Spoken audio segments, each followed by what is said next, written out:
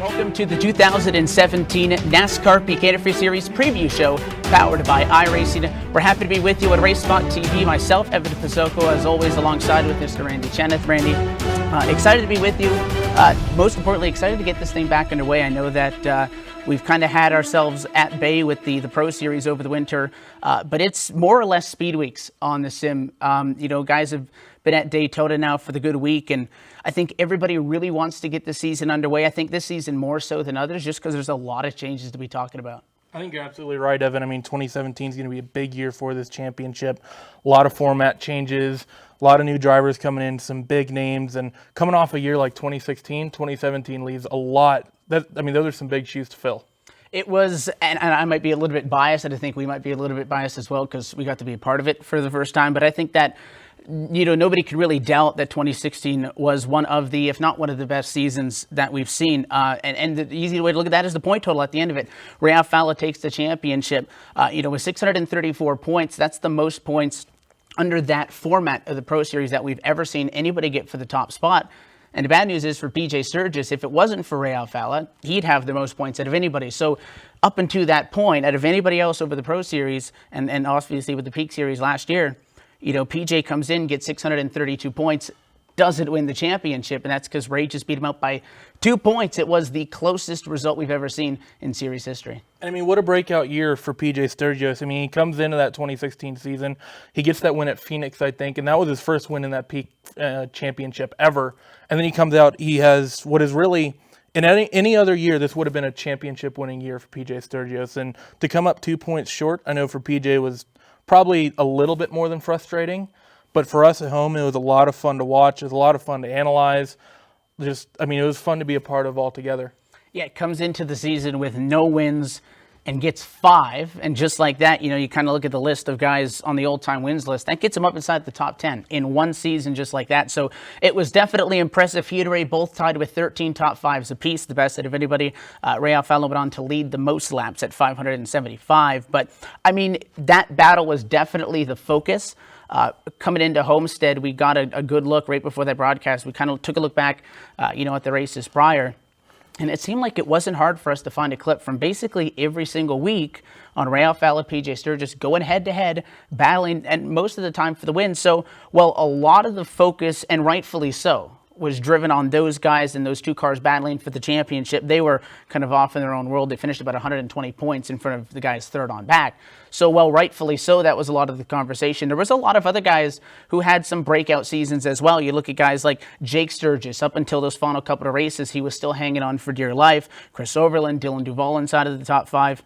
Dylan Duval got his first career win as well, the first Canadian to win a NASCAR Peak Antifreeze Series race. So there was a lot of storylines to come out of that, kind of getting overshadowed by what I think might have been the greatest championship season we've seen in the series history, but there was a lot to talk about. Oh yeah, there is so much you can talk about over the course of this championship, but it's always hard to have a year like this and have the sort of battle we saw between Ray and PJ all season long and not just talk about that. And you mentioned the stat, Ray having the most laps led of that entire championship. 575 laps led for Ray, 405 for PJ, and yet PJ had the most wins of anyone all season long. One of the stats I think you also need to look at is PJ compared to Ray's average qualifying was something like 6. PJ on average started about 12. It was not a rare occurrence that we saw PJ starting towards the tail end of your top 15, maybe towards the tail end of your top 20.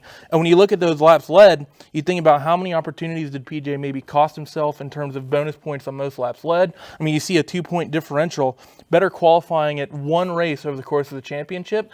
That crowns PJ Sturgis as your 2016 champion. I think the real big thing that PJ needs to work on coming into this 2017 season is his qualifying efforts. And obviously the top 30 in the championship standings, they didn't have to worry about the Pro Series as we went over the winter break. So, that includes guys through the top 10 of the championship: Nick Ottinger, Corey Vincent, Kenny Humpy, a past champion, Andrew Fayash, and Alan Bowes. Those were the guys inside the top 10 that were really solidly in the battle. But even the guys 11th through 30th deserve a pat on the back to go to the top level. A lot of those guys are names that have been in this series for a long time, but there's also a couple of rookies spread out throughout 11th to 30th in the championship standings. 11 through 20 being Cody Bias, Tyler Hudson, Taylor Hurst, Michael Conti, and Nick Johnson, as well with Josh Berry, Logan Clampett, Casey Tucker, Michael J. Johnson, and David Rattler. So all those guys were right in it, and a lot of the time week in and week out battling for about 10th. Yeah, and I mean, you look through this. Even dropping off into the top the bottom 20. I mean, there's a lot of people there, like big names. Tyler Hudson, Michael Conley, both past champions of this championship. And then just there's a contrast amongst your top 20. You have names like, of course, Ray and PJ and Tyler and Michael, kind of the big hitters in that championship right now. And then you compare it to names like Logan Clampett, a newcomer, another person, as well as Dylan Duvall, who came in and got their first wins of their careers in this championship.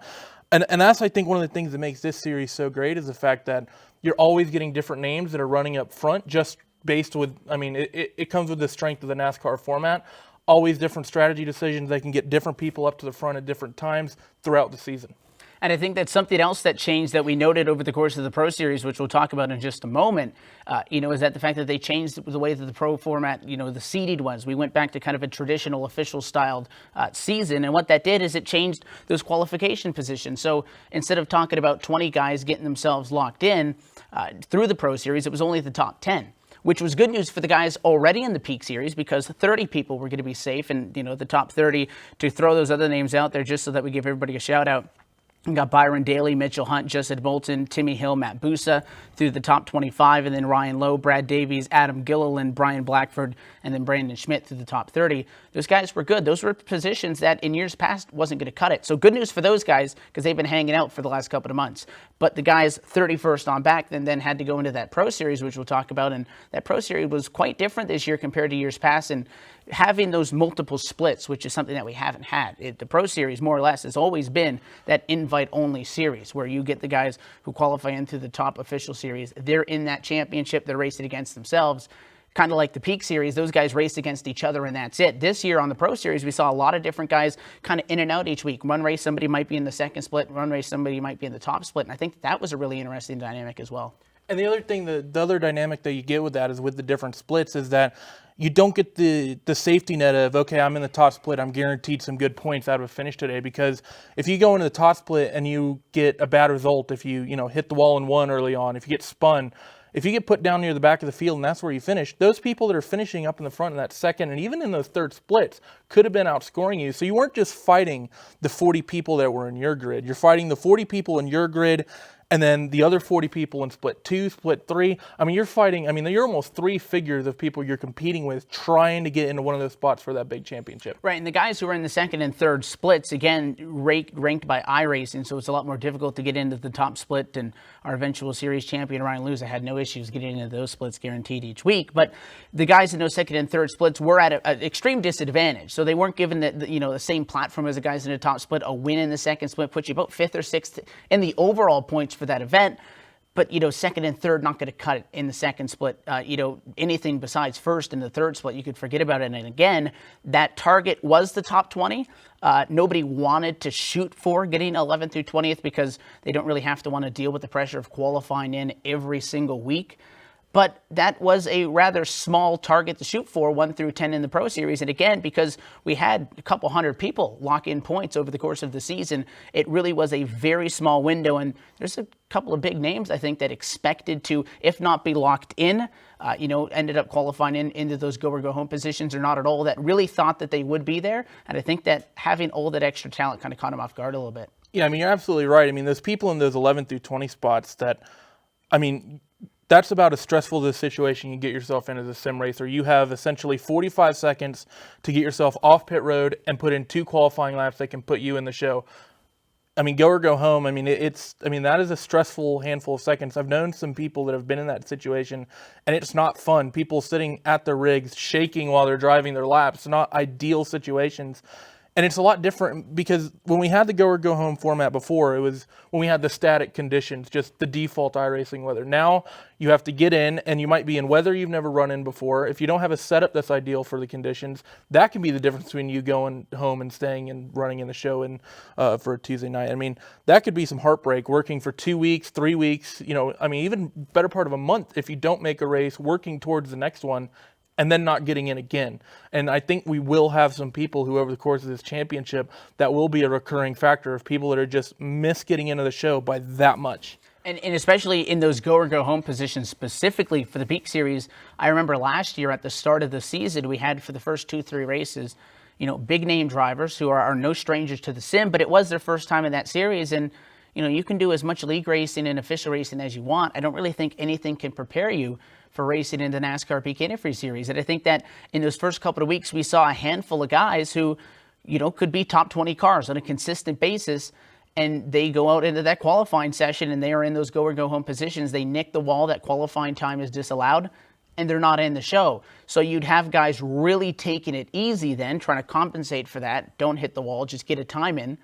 And then they don't make those only 3 positions that are handed out. So it is extremely tough for the guys. And I think that while you continue into the series, guys like Ray Alfalla, PJ Sturgis, they learn how to kind of cope with that pressure. But I think that nothing really gets rid of those nerves when you go out there for the first time, which again, I think it goes without saying, you want to be in the top 10 in the Pro Series to get locked in. Obviously, you don't want to have to go on a week-by-week basis. But it really is a challenge for those guys. 10 guys going to be vying for 3 spots every week. Yeah, I mean, it's going to be hard. And like you said, there's nothing that can get rid of those feelings, that stress that you feel when you go out in that situation, other than the experience. So you talk about the Ray Alfallas, the PJ Sturgises of the world. I mean, you go down, even Jake and Chris and Dylan, people who have sort of been in this championship for a while. They're going to be okay if it were them in that environment. But if you're someone new to this championship, maybe if you just got your black stripe, if you're coming into this thinking it's going to be like racing a Class A hot split or racing an NIS hot split or some league that you do on Wednesday nights or Thursday nights or whatever part of the week, I mean, you're stepping it up a notch just with the prize money, just the prestige of it being the Peak Antifreeze Series. This is where everyone puts all their focus. This is what everyone works forward to. Even if you race against Ray Alfalla in an official race or in a fixed race and, I beat Ray by 3 seconds, I'm going to be great. Yeah, well, how great are you going to be when you've come out of qualifying, Ray's 30 spots ahead of me? Right. And I think that, something else that's really fun about that is that, a lot of people may not realize on the outside just how much effort goes into it from the drivers and the team aspect. At iRacing's top level, I mean, there's sponsorships involved, and it's a fairly large deal, especially for the guys who are staple mark names. Let's talk about that Pro Series, though, that just wrapped up a couple of weeks ago. Ryan Luza obviously going to be coming into this season now as I'm not going to say a favorite, but I think that there's a lot of expectations on him more so than anybody else that is coming out of the Pro Series. And I don't honestly think anybody else that has won the Pro Series just by the way he did it. He got under the current format, the 10-race format, he got the most wins that we've seen in series history, 6. Keep it in mind that he missed a race early on in the season, and Daytona as the last race almost cost him the championship. Luckily, he still wins by 200 points. It sounds safe, but based on, the way the points works, it could have ended badly. But him being so good, winning those 5-6 races nearly in a row to start off the season, his first couple of starts, was critical for him. And, the Pro Series is tough, not to, rip on it at all compared to the Peak Series. There's definitely a difference because, again, Peak is that invite only. You have to get through that qualifier to get there. And especially this year with the Pro Series being open to relatively anybody, well, not everybody would be in the top split with him. He made it look easy. Relatively. He went into a couple of racetracks where he said he thought he would struggle to get a top 3. So to win by nearly 203 points, I think was the number, over Derek Bordeaux, who's going to be a big factor, his teammate Bobby Zelensky, another big name, Marcus Richardson, Brian Schoenberg, a familiar name to the series, the guys who come home inside of the top 5 in that series. I think that what Ryan Luza did was really impressive. Ryan Luza, there's 14 wins in this top 20, and Ryan Luza just barely has less than half of them. So, Ryan definitely dominated during the Pro Series qualifiers, and he's going to be one to watch. We've seen people come out through the Pro qualifiers that have dominated, gotten to this level, and not showed up. It's happened before. It's happened a few times through at this level.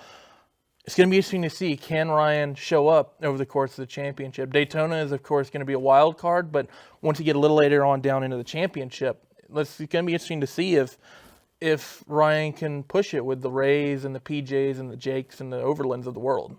I know that he's happy that Daytona is the first race and not the last race, because that would definitely cause chaos if it was in the the playoff and the chase this year. But like I said, he can go in there and just completely dominate and have one bad race, and mathematically he could have lost the championship based on Daytona alone. The other guys who come in through the Pro Series locking themselves into the field 6 through 10 to the points: Jimmy Mullis, Nolan Scott, Tyler Hill, Christian Challoner, and John Gorlinski. A couple of veteran names in there.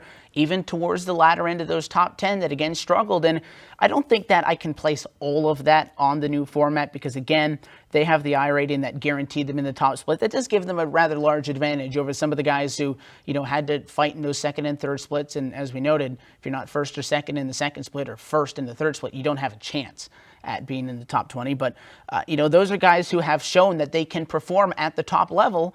And you compare them to, how Zelensky and Bordeaux and Loser ran this season, and those guys just outperformed them. So you have to wonder, is it almost a changing of the guard a little bit to see a lot of these guys coming up? But again, by no means Loser, Bordeaux, and Zelensky, those aren't new names on the service. They're not guys that have kind of flown up out of nowhere, but they haven't been at this top level, and there's so much question on, how much pressure is put on them. Can they do it? So far, the answer is yes. It's going to be a big difference when you strap in for your first peak race at Daytona. But again, like I said, to go head-to-head with those guys, I think is a little bit of a way to kind of prep themselves for racing with the Ray Alfalas and the PJ Sturgises of the world, the Kenny Humpies. But it is definitely going to be, I think, a different step. And congrats to those 10 guys for getting the job done. Yeah, congrats to all 10 of them. That it was... just look at the points. Even through this top 20, you say that, Ryan won by 200 points, but then you start looking at the difference, say, between Derek and Bobby, you got a 3-point difference. And then between Marcus and Brian, that's about 100 points. But you look up and down those point sheets, and you see points differentials of 5 points here, 10 points here. John Gorlinski, 2,090 points. The difference between him being in that locked-in top 10 and being 11th was 3 points. So in order to even get yourself into that situation, you had to have a strong year. You had to run strong all season long, and really every position counted. So, shout outs to everyone in those top 10. But, still, top 20 is still very good, but having the safety net of that top 10 is reassuring. It definitely going to help them. And that 3 points, again, based on the points format that we use, is 1 or 2 spots maybe over the course of those 10 races. Mm-hmm. Other guys who are right on the bubble, Chris Shearburn gets 12th in the points. He was only a handful of points out of it. So 11th again through 20th, it's going to be in those go or go home positions. Basically, you've got the 30 drivers who stayed for the Peak Antifreeze Series last year, the top 10 from Pro. They make up a 40-car grid. If they show up, they're going to be in the field every single week. There are 3 spots left for 11th through 20th in this Pro Series results to qualify in on a week-by-week basis. 30%, not good odds. But those guys, Jarl Tyen, we talked about Chris Shearburn, Blake Reynolds, Kyle Putz, Joe Letterello, along with Zach Novak, Christian Krajicek, Philip Diaz, Trey Edson, and Alex Bergeron. Again, there's 3-4 names in there that we've been talking about in this series for quite some time. And again, not that... maybe they're slowing down a little bit, but I think that overall the collective is starting to speed up. And they're showing these guys who have been basically surefire locks for the last couple of seasons that, you're going to have to work for it. You can't just walk in here and expect it to be like it was 2 years ago because everybody's constantly getting better. And it's extremely difficult to be up front every single year, year in and year out. And Kenny Humpy had a good car this year in the Peak Series, but a couple of bad races. And sometimes luck factors into that.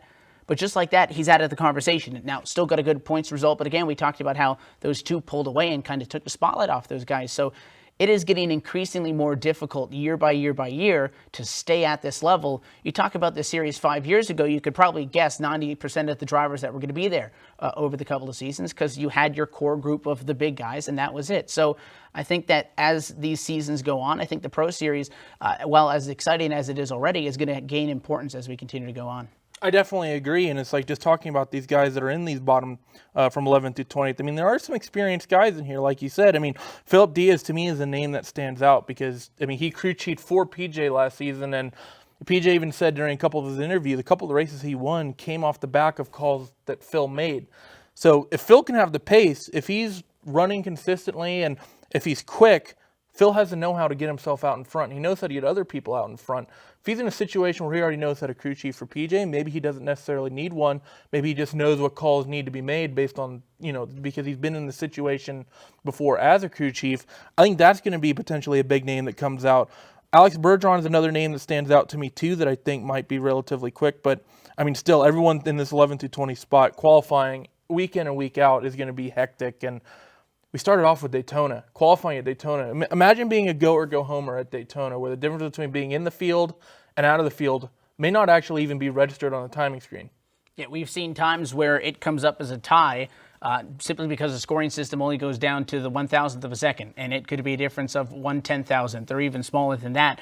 Daytona, is Daytona. I mean, you ask the drivers, and that's all they'll tell you. The racing there is completely different than any other where we go to. But again, the qualifying, you hold the bottom, you do your line, and you kind of hope for the best. At least at some of the other tracks, the guys might feel like they have some control. And I don't think the concern at Daytona is hitting the fence on your qualifying run, but it's definitely just getting the practice in. And I wouldn't be surprised if guys practice more qualifying than they do race trim coming up for that opener. Yeah, I mean, especially these guys that are 11 through 20. Everyone else in the field, if you know you're locked in, qualifying at Daytona, you want to make sure you're in a good spot, but it's not necessarily the most important thing in the world. You can work yourself forward just working with the draft, but I mean, you're absolutely right. If you're a go or go homer, you have to be just hounding qualifying lap after qualifying lap, qualifying run after qualifying run, because like you said, it's Daytona. Talent makes up about 1% of it, and everything you can get out of that setup, that extra little, that 1% difference of tape and blowing up just past the start-finish line instead of going into one, every little ounce you can get to make sure you get in that field, it's going to be hectic, and definitely compared to the rest of the championship, that's going to be, I think, the most hectic qualifying all season long. There's going to be an interesting dynamic. Let's talk about the schedule for this season with guys who are, seasoned veterans and the new guys, because this is a schedule like we have never seen before in this NASCAR Peak Antifreeze series. I think that, every season there's a couple of races added here and there. A couple of the races get moved around, and we'll talk about that. But I think that going from the 2016 schedule to this, the 2017 schedule, is the single biggest scheduling change and as well with the single biggest championship implications that we've ever seen in this series. It is no longer, you go out there, you race for 16 weeks, you take care of your drops, and you hope that it works out in the end. For the first time, this series is going to have a chase for the championship. It's going to be 2 rounds. It's going to include that winner-take-all at Homestead. We'll talk about that in just a second, but let's kind of look top to bottom on this calendar. There's only 4 races that remain in the same spot that they were last season. Again, there's only 2 tracks that get dropped, and we have 2 new tracks, but only 4 tracks stay in their same slot on the calendar. Daytona, obviously, is the season opener. Richmond going to be round 6 once again. Indianapolis going to be round 11, and then, of course, we close things out at Homestead. So, well, those kind of break this thing up in the quarters, if you will.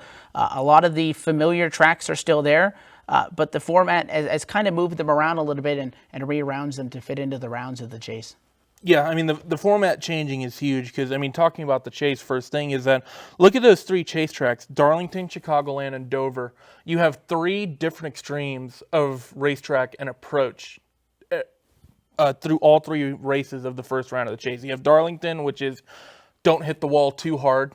You have Chicagoland, which is your 1.5 miler cookie cutter, and Dover, which is essentially supersized Bristol. Again, don't hit the wall too hard. That's a very stressful chase lineup in terms of races. The only way that I could see that chase situation could be even any more difficult is if you had a complete wild card random factor thrown in as a super speedway plate track. But somewhat fortunately we don't, because that can always provide some laughs. But I mean, still, if you're one of those people that, getting yourself into the top 8 through the first 12 rounds of the championship, you look at those 3 tracks and you say, wow, I need to have perfect races at 2 of which I think are 2 of the most difficult tracks on a season of Darlington and Dover, and at Chicagoland. In Chicago, obviously all the 1.5 milers have their own elements to it, and to not kind of throw them in the same group, but for it being the intermediate track that we have in the chase, Homestead's a 1.5 miler, but it's different than any of the other ones, not a tri-oval, not a quad oval. Chicago could be the race that's open to everybody, and everybody looks at the schedule. A couple of guys like Darlington, they'll circle Darlington. A couple of guys might like Dover, they'll circle that. But I think that everybody thinks their safe race is Chicago. Problem is, everybody can't get their safe result there. So you're going to have to, ramp things up that much more. And I think that, the way that this chase format is going to play into it, where if you win, you move on in that specific round to lock yourself into the championship, you might see guys taking gambles, and you might see guys in a tough spot with a late race restart. Do you come down and get tires, do you come down and get fuel, or do you stay out? Do you stay out and just get the top 5 for the points? Or do you risk that and kind of go for broke and say, I'll either punch my ticket to the championship now, or I'm going to get a 20th place result? And I think that Dover will really be interesting for that because at that point, you're going to have no reservations on taking that gamble. You either have a chance at it or not, and you just kind of go for it, see what happens. Yeah, and I mean, we saw even last season people in championship situations where making the wrong strategy decision at the wrong time really hurt them.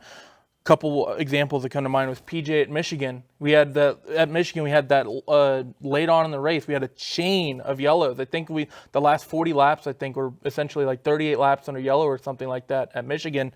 And then PJ decides to pit. Ray doesn't, and because of that, PJ finishes somewhere like 14th, and Ray finishes up near the front. I don't think he won that race. I think he was second. Actually, that may have been one of our fun last lap passes for the win. I think he got it. He got it. He got it coming off of 4. And then almost flip-flopped at Darlington, where you had Ray make a green flag pit stop decision. PJ decided to stay out a couple extra laps. Yellow flag comes out. Suddenly, Ray Alfala finds himself a lap down with his championship contender in the lead. So, I mean, even having those sorts of decisions bear a huge impact when the chase isn't included shows that when you do include it, suddenly, if you find yourself at Dover without a win in your end to round number 16, you have to make the right call. And in some situations, you can't know if your call is the right call until that checkered flag waves. Another big thing that we need to talk about is obviously the tracks that get dropped. We're not going to be going back to Kentucky this season, and also something that has really been a staple marker and provided one of the most exciting finishes last year, Watkins Glen International, with the bumper run off of the final quarter, one of the races that PJ Sturgis took home, and Michael Conti, past series champion, was kind of on the receiving end of that. I think if there was any point that you have to look in the season to kind of show you, that PJ was not afraid of kind of roughing it up with the guys who have, been the head honchos of that series for a long time. Moving Michael Conti for a race win, I think fits that bill. But in place of those, we get a couple of interesting tracks. Pocono going to be back on the calendar this year. The Tricky Triangle is always an interesting track to go to, very unique. It fits a very specific driving style. But the one that I think a lot of people have been talking about is we're pacing Watkins Glen, is we're not losing a road course, but for the first time, we're going to get Sonoma. And Sonoma and Watkins Glen, the two Cup Car road courses that you do see on the real world side of things. I love Sonoma. But I know a lot of guys love Watkins Glen. So there's going to be a couple of guys that are happy about this. There's going to be guys that aren't that happy about this. It'll be fun for us, and that's all that matters. But the drivers are going to have to figure out how to navigate a much more difficult racetrack this season. Oh, yeah. I mean, Watkins Glen is that it's the road course that everyone knows. It doesn't matter if you're a North American stock car fan, if you watch GT racing over in Europe, if you watch, single-seaters. Everyone knows Watkins Glen. And Watkins Glen is a simple circuit, not a lot of tricky areas. I mean, the braking zones are relatively simple, especially on the Cup course. It's a very straightforward road course. Sonoma, a lot more difficult. You have a lot more elevation change, a lot more severe elevation change. I mean, Watkins Glen is relatively flat. You basically go up the S's and you come back down, and that's about it. You think about Sonoma, you're going up to the top of a hill and you're braking uphill, and then apex essentially drops off at the top, and then you're turning into a left-hander that goes a steep uphill. There's so much more elevation change. The track is slicker. There's a lot more slow speed corners, which means that you have to have your gearing right. You have to have your rear suspension package right to be able to get on the power through those slow corners. And tire management. We saw tire management be a big deal at Watkins Glen. We had the likes of PJ going with the two-stop strategy, whereas the likes of Michael and the likes of Ottinger went for the one-stop. And we saw tires important at Watkins. I think tires are going to be even a bigger deal at Sonoma, just for the fact more corners, more abrasion, difficult track in general. A lot of lockups, I think. We're going to see a lot of people, I think, locking up into that hairpin. I can't wait for the Kyle Petty-esque dive bombs going into the hairpin. Well, you talk about all those heavy braking corners as well. There's at least 2 of them on track. The final corner could be fun. We might be losing to Watkins Glen. I don't think by any means we're losing the opportunity to get another one of those photo finishes at the end. It's a track that is, to some degree, a lot less forgiving. There's a lot more hazards on it. You get off track. There's not a lot of space to the concrete wall. That'll end your night pretty quickly. Nothing's going to change as far as the format of those rotocourse races. It's going to be green top to bottom. So the strategy has been a big part, and it's been beautiful the last couple of seasons at Watkins Glen to see somebody go with a one-stop strategy, somebody go for a two-stop strategy, and after 50-some-odd laps, they are right there, side by side in the final corner, taking 2 completely different strategies and really being in a completely different zip code from each other for the better part of the race. So I do think that Sonoma should be fun. Pocono is going to be an interesting race as well. The tracks that stay, obviously Daytona, we noted, going to be in the same position. Changing up where these races are, but Las Vegas Motor Speedway is going to be round number 2. We'll be in Fontana for the 3rd race, Texas and Phoenix for rounds 4 and 5, and then we go back to Richmond where it was last year. Charlotte has been moved to round 7 this year. New Hampshire's now round 10, and Michigan's the last race before the the chase for the championship. Darlington, Chicago, Dover, that's the first round of the chase. Obviously, Homestead is the last one. There's a couple, obviously, big things to talk about. Sonoma, one of them.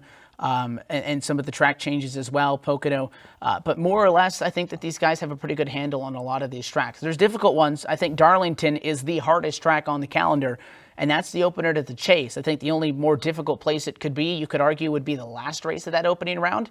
I'd say the first race is the hardest one because nobody wants to be digging themselves out of a hole. If you have a rough night in the final race, it is what it is, and you know you got to work on those two races before to get yourself in a position where you can have some sort of a small error and still make it in. If you have problems at Darlington in the opening round, you start from behind, you're going to race those final two races completely differently. So I think that's the single biggest race we have to keep an eye on. Darlington, I mean, you have to come out firing for the chase. You want to, even though it is a win and you're in format, even though there's not points on the line, so to speak, you want to come out and you want to start your chase with a strong statement. You don't want to ever come out on the back foot. You don't want to come away getting hard into the wall in turn 3 at Darlington. You don't want to come away on the trailer at Darlington the first round of the chase. You want to set the tone, set the pace for your chase strong right off the get-go. Chicagoland is a great place to carry that momentum because, like you said, even though all the cookie cutters, all the 1.5 milers, they have all their little nuances, it is going to kind of feel like home, I think, to pretty much everyone compared to especially the final round at Dover. I mean, imagine how nice it would be to get your win squared away at Darlington and get locked into that round 16 at Homestead compared to having to push it all the way through Chicagoland all the way into Dover. So, I mean, I think there's going to be a situation where a couple of our top 8s might look to just, say, I feel comfortable at one of these 3 tracks. I feel the strongest at one of these 3 tracks. I want to put as much effort into that track specifically as I can to try to get myself locked into Homestead. And then there's going to also be a contrast versus people that have prepared more for some the other 2 rounds as well. It's going to be interesting to watch. The first time we get to see it in the iRacing format, it's going to be great.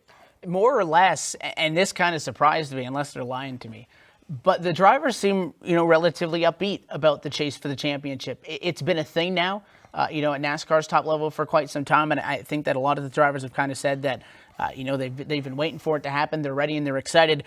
You look at how this is going to work. Obviously, those first 12 races on the championship is the regular season. Only 8 drivers are going to be a part of that championship and go into the first round of the chase.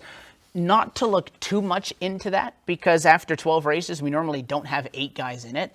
So I'm curious to see if somebody, 5th, 6th, 7th, and 8th can take that where normally, if you're at 100-something points back at that point, you're done. If somebody can really use this to their advantage and come back, or if, it's going to be like last year where you've got more or less 2 or 3 guys that are very clearly the favorites. But it is going to be those 8 drivers who advance to the championship. They're going to get a bonus point for the wins that they have. They'll get 3 points for each win. So a win does not guarantee them a spot in the opening round of the chase. But if they're in the top 8 in the points, you're going to get 3 points for each win you get in the regular season. That could be huge. Yeah. You look at the opening round of the chase, you get a win. Most importantly, you're locked into the championship race. Some guys might kind of put all their marbles on one race and say, I need to win Darlington, or, a lot of guys don't like Dover. I need to win Dover. A lot of guys might not honestly be going for the wins because, again, a lot of the time to get a win in a series like this, you have to gamble, and they don't want the consequences of that not working out, getting a 20th place finish, and then you don't even have the points to fall back on. If you get a lot of wins in a regular season, start off with maybe a 6-9 point advantage for 2 or 3 wins, that's not huge, but that might kind of persuade you to go a little bit conservative in points race for those 3. So I think that guys could be going 1 or 2 directions in that round. I think you're right. I mean, I think if you do rack up a lot of wins through the first phase of the season, that rounds 1 through 12, it might put you on the back foot. But at the same time, I don't actually necessarily think that's the way you want to go. Because even if you get that points advantage, let's say you don't win at Chicagoland, Darlington, or at Dover. Suddenly there's 3 guys that might be locked into the championship, and say there's another person, say you had a bad chase, relatively speaking, it's not inconceivable that you go in with a points advantage with the points lead going into Darlington, and you come away, well, I'm in the 5th spot, top 4, getting into the final at Homestead. I raced conservative for the chase, and I just lost my opportunity at a championship. Yeah, you could, in theory, leave those 3 rounds of the opening round of the chase after rounds 13 through 15 second in the points and not advance because, you could have 3 guys win those races, take up all 3 spots. One guy gets it on points, and that's it. And again, there's a lot more than just 8 drivers who can win races in this championship. So I don't think that it's a surefire that it's going to be the Chase guys that are going to sweep those. And it depends when you go season to season. Sometimes we'll see a year where you get down to those late races and the championship guys are the consistent guys all season. They're getting thirds and fourths and whatnot. And then there's also those seasons where when they get hot, and they get hot at the right time. And you just can't catch up to them. If you win and you advance, or if you get the points at advance, we find ourselves at the finale, the round 2 of the championship, back at Homestead Miami Speedway. No surprise that that's going to be the final one on the calendar for this season. There are no bonus points being factored into that one. You don't get a bonus point for winning in the round prior, and I don't believe that we're going to be giving bonus points out either for laps led or anything. It's going to be 4 drivers straight up. Whoever finishes in front of the other wins it. And you look back at some of the previous results for some of these seasons. Last season, obviously, was the tightest at 2 points between Ray Alfalla and PJ Sturgis.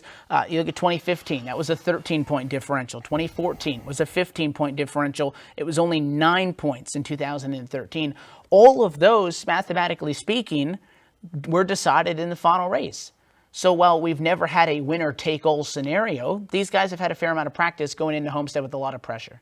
Yeah, I mean, especially without the bonus points, because that 2016 Homestead race was, I think Ray took perfect opportunity of his situation to get as much bonus points as he could, because obviously Ray qualified up front. I think he was on the pole actually at Homestead, whereas again, like we talked about at the top of the show, PJ didn't qualify that well. I think qualified outside the top 10 and had to race himself up there. Because of that, Ray was in a situation that he could essentially cruise up front, lock himself in as many bonus points as he could possibly get. And PJ's target was constantly shifting. He's like, okay, if I win the championship. Now it's if I win, Ray has to finish, 3rd or worse, or now it's 5th and worst. So, I mean, putting yourself on that back foot is definitely not good. But, I mean, the final round of the championship, now everyone on equal footing, no bonus points. I mean, it's going to be Saturday night shootout. You either come away with it or you don't. So that's going to be a hectic race. Something else that I find interesting, despite the fact that 2 out of the last 4 seasons have been decided by a single-digit point margin, and it's something that we talked about, and relating exactly what you just noted with PJ Sturgis, go on to win Homestead, not enough to get the job done. In series history, the eventual champion has never won the season finale at Homestead. So while they've been in positions to do it, we have never seen somebody go to victory lane at Homestead and win the championship. Was a surprising statistic. So that means we're going to have our first driver do that. It might not necessarily be a win, might be a 2nd, 3rd, or 4th, and you never know. If everybody has problems, it could be a mad dash at the end, but it is interesting that while we have had Homestead be a critical race, and we haven't gone into that really since 2012, where Ray won by 34 points over Michael Conti, still mathematically feasible, but went in there fairly confident. These last 4 seasons, it has been nail-biting in that final race. We've never seen somebody win to get the championship, and that's going to happen with this chase format. So while the chase creates that scenario, I don't think that it's going to be manufacturing any tension, because Homestead has been down to the wire every single year, but you're going to have to step it up. And I think that you can't go in there expecting to win the championship with a 3rd or 4th place finish. I think you have to go in there expecting to win, and as soon as you guys finish Daytona, I'd start getting laps in. Well, yeah, and I mean, you think about this 2016 Homestead race. From what I recall, you had Alfalla and Sturgis running for the win, and then basically right behind them in 34th, you had Overland and Jake. They were fighting for 3rd and 4th. Now imagine we have the chase last season, and now imagine you have top 4 guys all running 1st through 4th, all for the championship. And Chris and Jake, I'm not going to say that they would have made it easy in PJ and Ray, but they would have realized what they were fighting for, and they're respectable. They would have probably backed off to a certain extent, let them duke it out. Imagine we find ourselves in a similar situation. If you're Jake Sturgis, if you're Chris Overland, if you find yourself in the same seat, you're not going to back off. You're going to be fighting with that Ray Alfalla or PJ Sturgis, or maybe it's a Ryan Luza or a Logan Clampett. It could be almost anyone, just with the way this championship can be.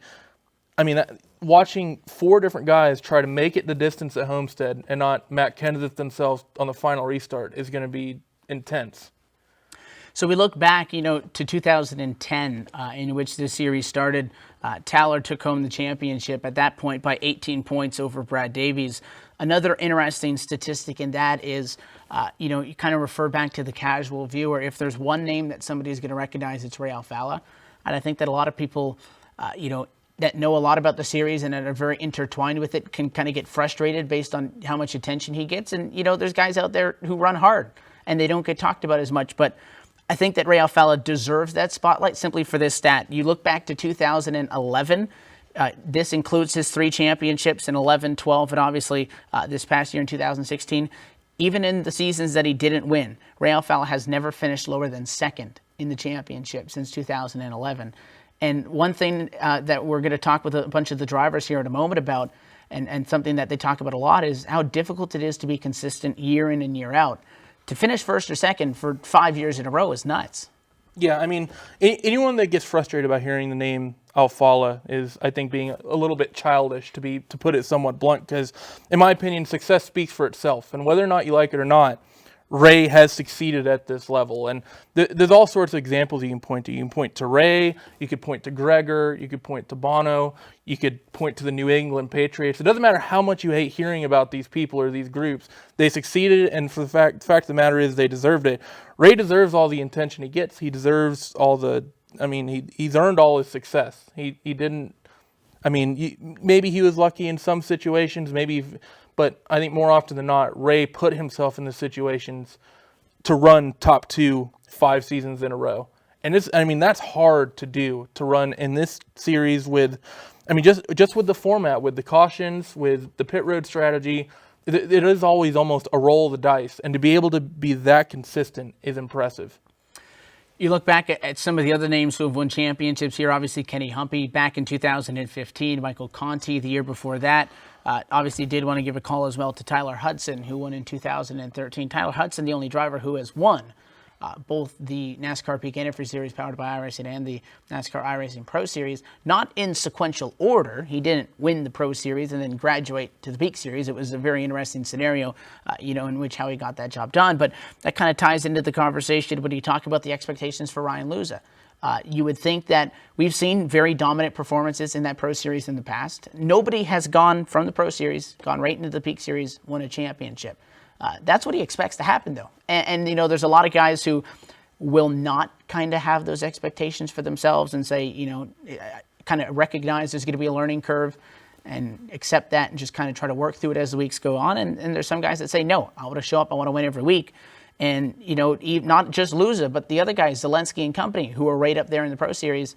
I think this might be, well, it's not a very diverse group, per se, of the Pro Series guys, because, again, a lot of the names are new names to this series, but they're not new names to the platform. Everybody knows them. They're very successful on the service.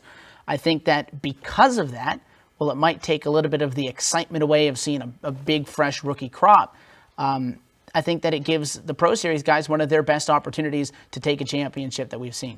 Yeah, I think you're absolutely right. And I actually really think Ryan Luza is going to be that kind of waving the flag of first season out as a rookie. Can he make a run for the championship, just based on the fact that, the points for the pro qualifiers were close, except for Ryan Luza. So it's going to be interesting to see. Ryan, he won so many races, 6. In the top 20, like I said, 14 winners. Ryan takes 6 of those. So it's... And keep in mind that some of those wins as well include guys second split and such. Yeah, so exactly. He takes 6 of the top split wins, and he didn't even start all 10 races. Yeah, so he won over half of the Pro Series. I don't know, it's hard to look at Ryan Luza and say that he won't be able to live at that potential, but it might be a culture shock, and it's going to be harder to run against Alfalla and PJ and the likes of, Chris and Jake and everyone else in that series, Ottinger, Conti. It's going to be a whole new world. We'll take this opportunity now to talk with your 2016-2017 NASCAR iRacing Pro Series champion, Ryan Loser. Ryan, thanks for being with us. We've been talking a lot so far already about just how good you guys were over the course of this offseason, and I think very convincingly getting that Pro Series championship. You won by over 200 points. That doubled the existing largest points margin. You guys have been off for just a couple of weeks, but I know that you're still relatively fresh. How do you kind of take that tremendous success and not cool down and just kind of try to keep things rolling and keep things routine as we head off to Daytona? The success we had, obviously, take all of our preparation that we did for Pro and just transfer it into Peak. Can't really take into effect Daytona, which that's the first race of the year, so that's definitely going to be tough. Hopefully no computer issues there. Just try to escape with the top 10. I'll be real happy, and then we can get to our strong suit, just the intermediate and short tracks. So just keep capitalizing on, good races. And we didn't have any speeding penalties after the first, 3 races. So definitely cut them out for sure in Peaks. I'm not going to be able to recover, and just, no mistakes. And Ryan, the championship that you guys just went through, very similar to what these guys at the Peak Series have been doing for quite some time. Multiple races. The objective week in, week out is just to get the job done and get the win. This, as we've noted, though, is going to be a completely different kind of championship as we see going into this 2017 NASCAR Peak Antifreeze Series. These guys have never seen a chase before. So in the series that they've raced in 3, 4, 5 seasons, for some of them, it's a big change for them. And they're going to have to change their expectations. You don't have any expectations based on this series. So your first exposure to this top level is going to be this format. Do you think that that gives you any sort of advantage over the other guys, or maybe any less of a disadvantage, not having to go through that change and just kind of coming in dry and just having to know what to get the job done takes? In a way, I think it makes it a lot easier to win the championship because you don't have to have a super consistent, regular season. So if you can just make the top 8 in points, you can have some wrecks, you can be 100, 200 points back, going into the last 4 weeks. So that's really, that's actually a huge break to not have the pressure on you through the whole season. But, coming down to the elimination round, it's going to be real tough. You can't have any wrecks, or you got to win your way in. And then Homestead is just, I think it's going to be just like the NASCAR race. It's going to be a lot of luck, and just a bunch of preparation. So whoever's way it goes is going to be $10,000 richer. I know that these are guys that you've raced with for a long time on the iRacing service, but guys that obviously you haven't raced with at this level. You making your debut at this NASCAR Peak Antifreeze Series level. So you have experience racing around these guys. I don't think that by any means you're going to look like a fish out of water when you get out there, but how much different do you think is it going to be racing against these guys at this peak level as opposed to some of the official racing stuff that you guys have been doing for many years together? It's definitely tough. I've been racing against Ray and PJ and all these guys for, a long time, 5, 6 years. So it's not, I don't feel like it's going to be too much different, but it's going to be a lot tougher for sure than the Pro Series was. In regards to, sitting on pole and keeping that track position, it's going to be a lot tougher because everybody knows exactly what they're doing. They've been doing it for so long. So I definitely expect to win some races, and be up front just like I was in Pro, but it's going to be a little harder task for sure. Now, Ryan, I know that a lot of guys, when they first started sim racing, and for many of them it's been 10, 15 years, they never thought that they would get to this kind of a level of sim racing. For you, though, I know that your expectation is to show up and win races. I know that you have been waiting for this for a long time, and for some people, I know that they think it's been a lot longer than it should be for you to be in this series. So knowing that you're confident in your own skills, transferring into this series, I know that you have to feel like you're going to be 110% regardless. I've been expecting it for a long time now. It's probably been 4 or 5 years. So definitely a big time, delayed appearance. So I'm really looking forward to it, and that makes it, that much more special, considering it took so long to get here. So you're somebody kind of like PJ Sturgis, who we'll be talking to in just a minute, who has to balance not only racing at this level in sim racing, but also drives a real car and has real world racing duties to take care of. In the grand scheme of things, how does iRacing kind of play into all of that? I look at this as just a great way to keep sharp, and it's just so much fun, to sit here and just race as much as you want, hours on hours, and you don't have to worry about any parts cost. You can wreck as much as you want, and there's no stress. No crew chiefs to pay, so it's just a lot cheaper, and there's a lot more time you can invest into it, and just to keep the racecraft sharp for sure. It's just there's no other tool like it, and I really, really enjoy it, and I can't wait for Dirt to come out. It's going to be hard to stay focused on Peak with the release of Dirt. So your primary teammates, well, you guys are still partnered with a couple of guys who have been in this series for quite some time. You and your teammates are all making your first trip to the NASCAR Peak Antifreeze Series. How do you kind of balance that dynamic, working with each other while still kind of having that competitive edge and at the end of the day, still wanting to finish in front of those guys when the checkered flag comes out? Yeah, I think the team aspect is even more emphasized this year with the chase format. So, I mean, you want to get 2 or 3 drivers into that final 8, and if you can sneak them into the final 4, you can have teammates help control the race. I mean, there's going to be a lot of, I don't want to say games played, but it's just going to be the more teammates you have in that final round is going to help you out a lot for sure. So we've made some changes to the lineup, added some more Peak drivers, so I think we're looking really good for Peak. I have no doubts that despite the amount of wins that you guys have gotten over your iRacing career and the events that you've raced in, that there has to be some nerves when we grid up and we get set to go from Daytona.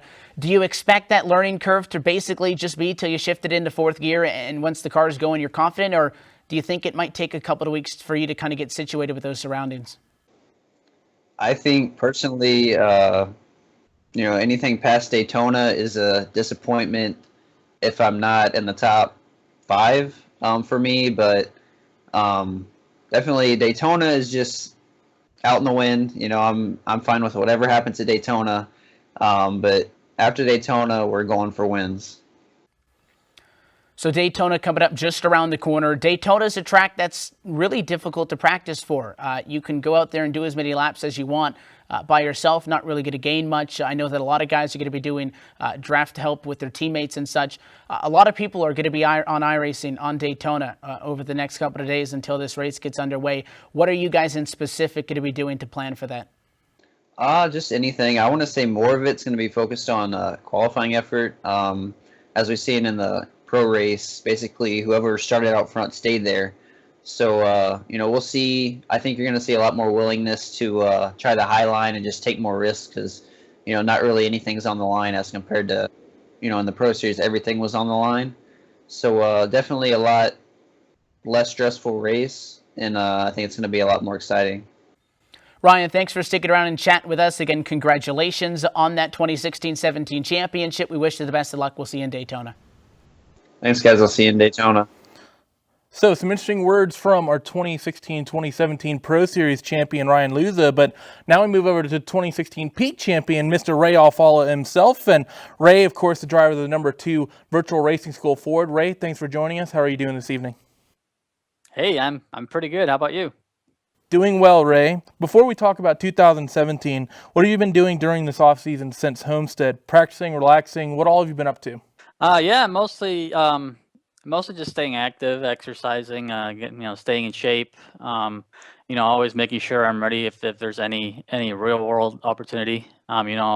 Fitness is a big thing in the real world, so I always try to just stay in shape. But yeah, good call on the relaxation though. After last season, I definitely needed quite a long time to unwind, and overall, I haven't been doing much racing at all on iRacing. And that's kind of what I do every year. I just to make sure that there is an off season, because you can race year round, but for me it feels like you have to take some time off, and then once Daytona comes around, then you're hungry again, and I'm getting to the point where I'm starting to feel it. And now let's start talking about this 2017 season, Ray. First up, there's a downforce reduction coming coming after Daytona, rather. What kind of preparation is going in for you guys, knowing that everything after Daytona is going to be different from the package you have now? Yeah, well, we don't have that yet, so we'll have that. There's a new build after Daytona. So basically, we have no testing on it. It'll come out, and then we'll test on it for maybe a week, and then we'll see how that goes. So yeah, I know that that's coming from Alpha, but it's still a work in progress. So, um, but but yeah, last year in 2016 we had the low downforce package, or we had less downforce than in 2015, which had also less than 2014. So every year we've had a downforce reduction, and 2017 we'll have another downforce reduction, which is about the same as we had in 2016 from 2015. So I don't expect it to be like super different. Mostly, just you'll have to probably use more brake entering the corner, slow the car down more, and then we'll be going faster down the straightaways. So, I'm always a fan of lower downforce, just to make it more difficult on the drivers, and let your skills show a little bit more, and last year was my best season. So, maybe if they reduce the downforce even more, it'll be an even better season.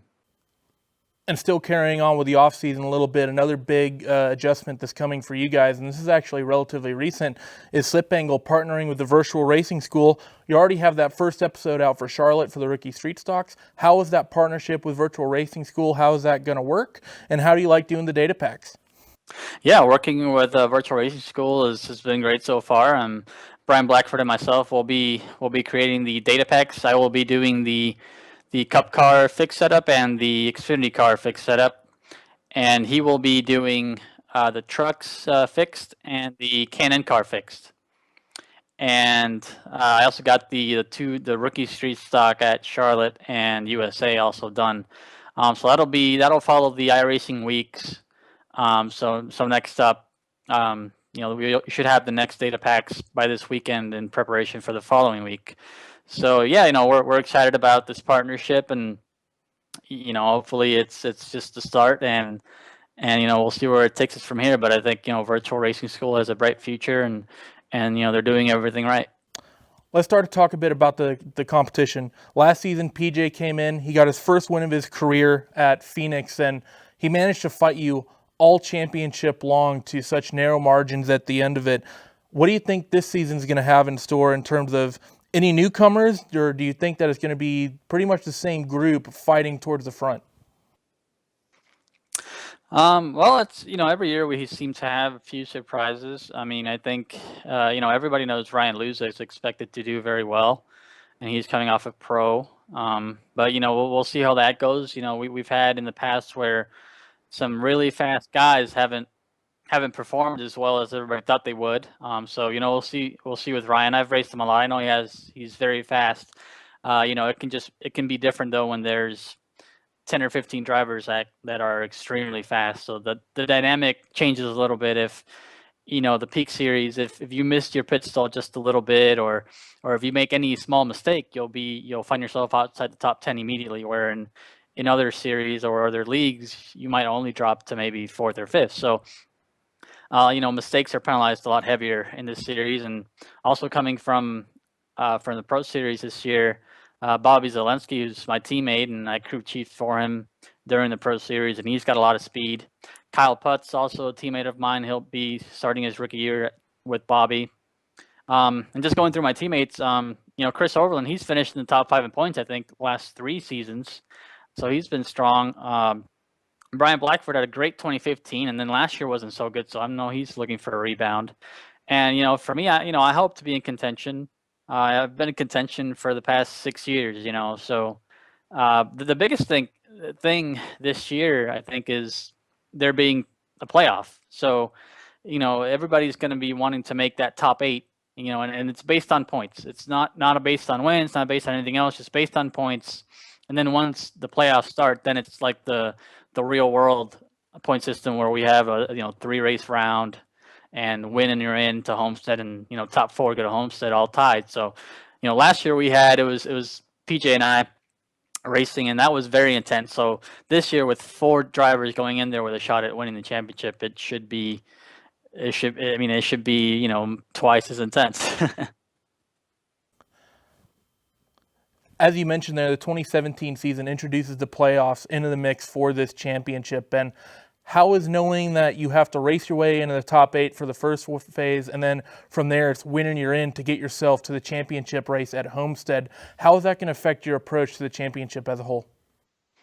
Yeah, well, it's not winning your end for the regular season for us, so it's just top 8 in points. So you have to, you have to stay running relatively well just to make the playoffs. Once the playoffs start, then it is winning you're into Homestead. But I mean, I think in comparison to last year, last year every race was stressful, and every race mattered, and it just so happened that it came down to the last race being very stressful, but it didn't have to be that way. It just kind of played out that way, where with the chase, the first 12 races, the regular season might not be so stressful because you just got to get in the top 8. Now, of course, the guys that are battling, the guys that will be in the bubble, which I hope to be ahead of the bubble and not even stressed out, but the guys that will be from 6th to 10th or 12th with a shot at making it, those guys will be stressed out all the time. But I hope to be better than that. But it'll just be more. I'm hoping for myself, it'll be more relaxing the first 12 races, but then the last 4 are just going to ramp up incredibly, and then hopefully, if I make it to Homestead, then I don't think anything can top last year. If there's one thing about last year is it kind the whole season was like that, and then it ended up like with PJ and I racing for the win and for the championship. So I think that prepared at least us 2 for Homestead finale this year. So I don't expect it to be any more stressful than it was last year, but it could match it.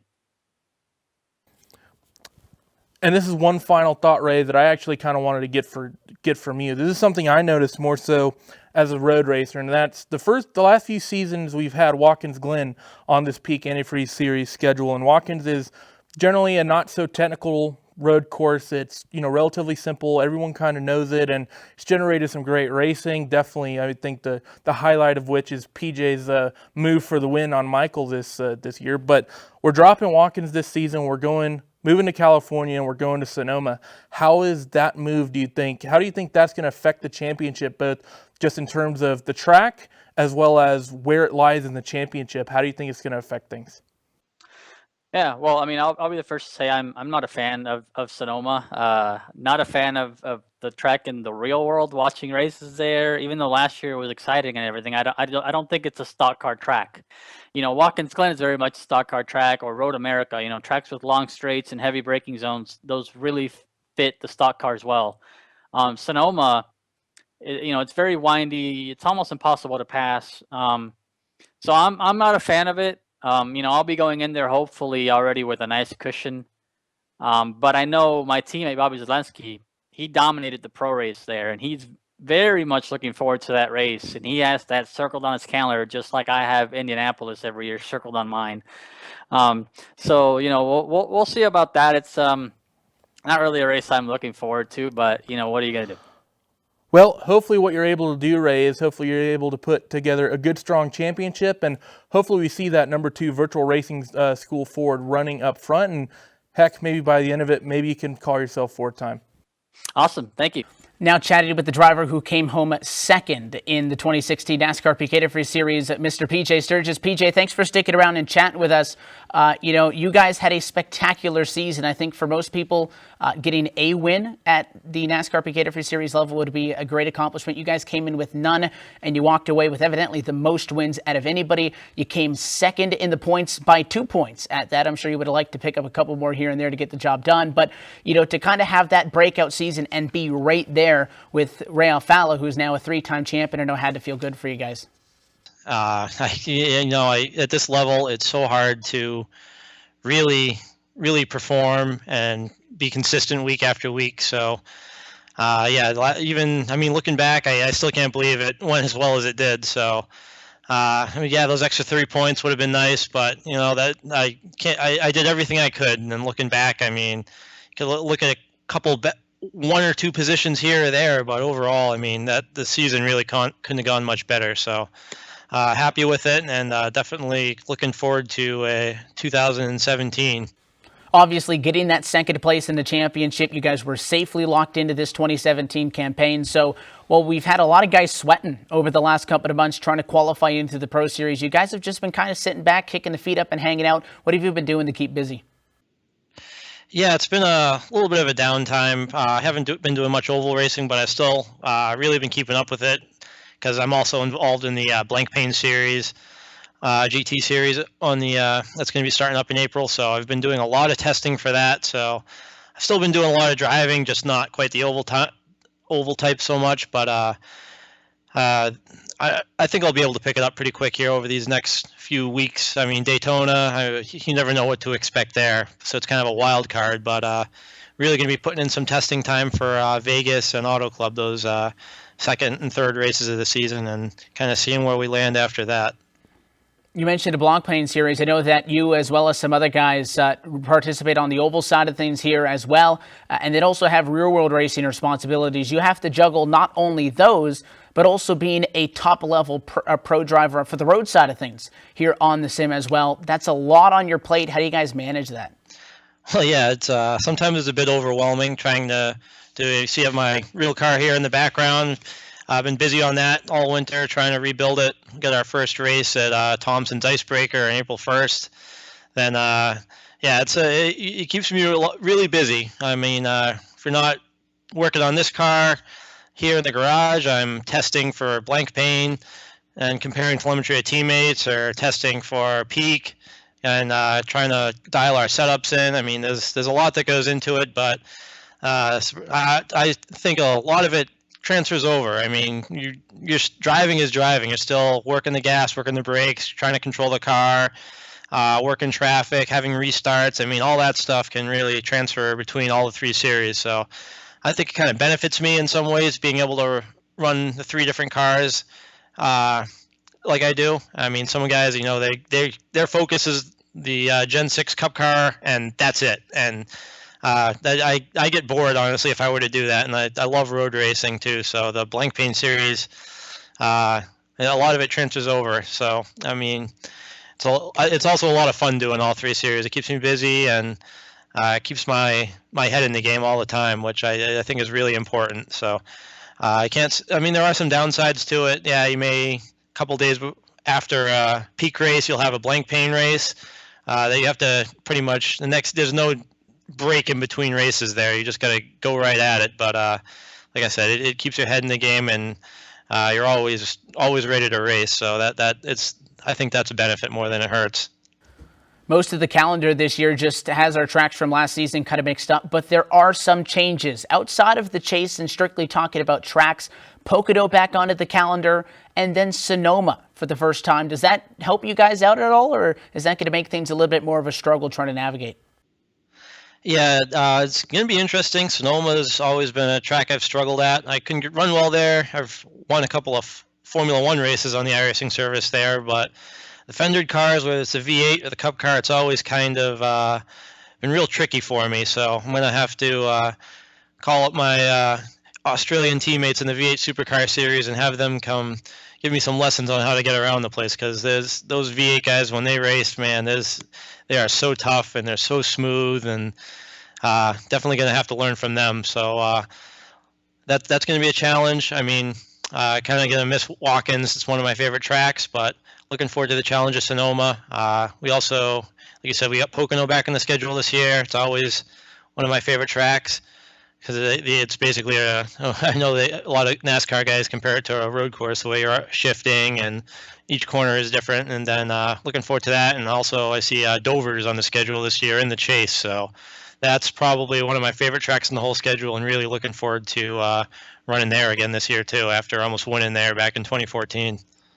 To that point about the championship, obviously the biggest shakeup we've ever seen in the schedule is this season, with the institution of that chase for the championship at a playoff. What are your thoughts on that? Somebody who has seen this series without it and is now going to have to deal with it does that play into your driving style? You guys had very consistent finishes. You got wins, and wins tend to be favored in a format like this. Yeah, I mean, if we can make it to the chase, I mean, competition's tough this year. You got Ryan Luza coming in, Bobby Zelensky, Derek Bordeaux from the Pro Series, plus few guys that had a bad start to last season. So I think the chase is really going to change things up. You can afford a couple of bad races early off in the season and still be able to make it to the championship, whereas last year, if you had one bad race, you're out of it. So it's actually a little bit of a pressure reliever for me, to be honest.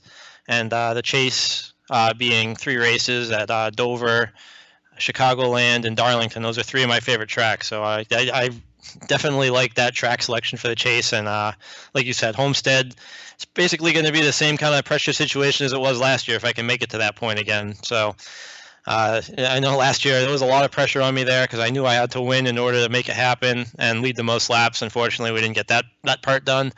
But yeah, if we can make it to Homestead this year, I think it'll definitely be to our benefit, having gone through it this past year in 2016. So, but yeah, I mean, I wasn't sure how I'd feel about the chase at first, but after thinking about it for a while, like I said, you can afford a bad race here or there early on in the year and not automatically think, oh, no, I'm out of the championship chase, because it allows a little bit more leeway there, and you can approach races a little bit differently. Maybe try to go off, if you're pretty high in the points, maybe try to push a little bit harder for wins and know that, hey, if I screw up here and have a bad race, bad strategy call, or crash out of it, well, then it is what it is, and we can afford that. So that, or maybe even try like some of the real guys up in Monster Cup Series do, where they'll get some good points early on in the year and then spend a few races just doing some R&D, trying some different stuff on the car, maybe this different setups, different spring packages, and so on. So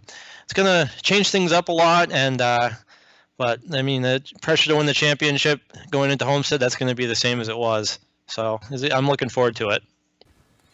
Obviously, you're a veteran name on the iRacing service, but you had your first little taste of going head-to-head for a Peak Series title last season with Ray Alfala.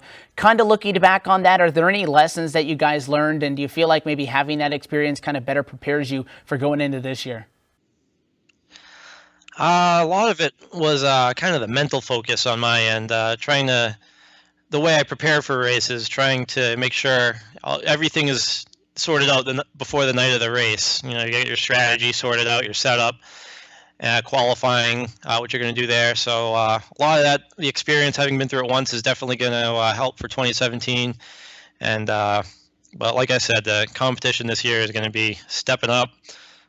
Ray, I know, is going to be right on it again. And then we actually just brought Logan Clampton into our team over at NX Racing, and I've been trying to get him up to speed. The kid is he's a real talent. Just I think if he can get some good experience under his belt, I wouldn't be surprised to see him in victory lane a few more times this year, and wouldn't even surprise me to see him in the Final Four there going into Homestead. So it's good to have him on the team now, and another really fast guy to be able to chase in practice. So yeah, a lot of stuff's going to transfer over, and the rules package this year is going to be pretty relatively the same as it was in 2017 from what I'm seeing so far. So a lot of the setup stuff we learned last year, as far as getting the cars balanced and working over the course of a race, is really going to transfer over. So all our notes, it's good that we still have all that and have a really good base to work off for this upcoming season. There's a lot of guys that will look at the results that you guys got last year and say that the objective really should be nothing shorter than a second place in the points, if not a win. You guys won races. You showed that you can compete at that level. But everybody will admit that it's difficult to continue that on a year-by-year basis. So knowing what you can do, what is your objective personally coming into this season? Well, yeah, I'm kind of one of those guys. I hate to put too much expectation on myself. And I know Otto Sitterly is one of the best super modified racers around here. After talking to him, he always says, you know what, this season, if I can win a race, that'd be a good season. So I have to agree with Otto on that one. And if I can win one race this year, I mean, making the chase would be awesome, but realistically, competition's tough. It's hard to stay on top of this game all the time. And yeah, if we can pick up a win sometime this year, with the competition level the way it is, that'd be a good season for me. Thanks for taking the time to chat with us, PJ. Again, congratulations on the solid result last year. We expect to be seeing a lot of you. Good luck in Daytona. Okay, great. Thanks, Evan. A big thanks to everybody for sticking around and chatting with us. Obviously, your 2016-17 NASCAR iRacing Pro Series champion, Ryan Luza, and then also a big shout out to Ray Alfalla, PJ Sturgis for sticking around. We talked a lot with them last season, and if history is any indication, I'm sure we'll be talking with them a lot again as this season goes on. So that's it. We're ready for Daytona. We got a 60-race calendar coming up. There is a lot to talk about, and we covered really just some of it, and the conversation is going to continue as the season goes on. I know that I'm excited. It doesn't matter how they change the schedule and how it kind of fits into a driver's wheelhouse. Good news for us is we don't care if they don't like the track. It's fun for us.